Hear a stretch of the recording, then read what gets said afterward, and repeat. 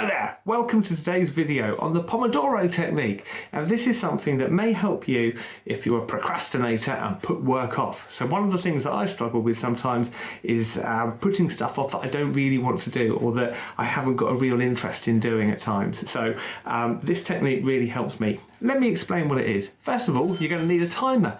And talking of which, my timer's just gone off. Let me go and get it.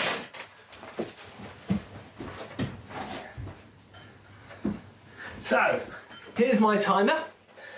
So, this is a timer that I use for this technique. And basically, this technique is based on having a timer. Let me explain.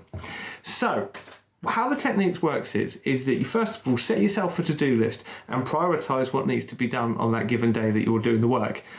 You then divide your time up, so you basically have a 25 or 20 minute slot, and at the end of that slot you have your timer set to go off. Now I use this is just like a basic cooking timer, which I use when I'm at home. So the idea is you focus down for those 20-25 minutes, get the work done, and then you have a 5-minute break and you have a bit of a stretch, have a bit of a move around, and then you're on to your next task. Set another 20-25 minutes, set the timer to go off. And you do that for 4 times or four sessions, and then you have a 15-minute break. Now what this enables you to do is to keep working at a good steady pace and actually have focus points of when you're actually going to get your tasks done.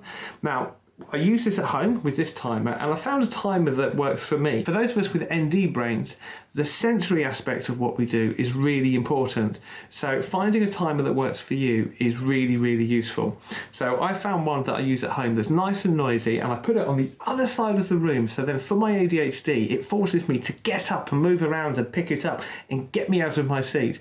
Because I sometimes find that when I'm doing particularly like paperwork and spreadsheets and stuff, I can get sat in my seat and I can just get into this really kind of sort of unproductive state where I'm just sitting there in my chair and not actually getting stuff done.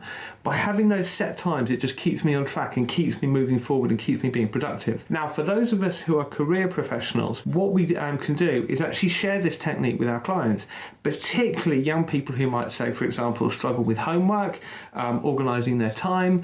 It's something you can share with them that may be able to help keep them on track for what they're doing with those bits they have to do outside of school. I've shared it with a few clients, and the feedback that I've had is that it's actually really helpful. The other way to do it is you can use different timers. So I use this timer when I'm at home, but then when I'm at the office, I might use maybe a timer just on my phone because you haven't got the ticking noise so it doesn't distract other people. So we can adapt these techniques to work in settings where we're sharing sort of space with other people. So when I'm at the office doing office work, I'll just use a timer on my phone because it's nice and quiet. So that's another way you can use this. Anyhow, I hope this technique is useful for you, particularly if you're a procrastinator. It might help keep you on track. So all the best, and take care.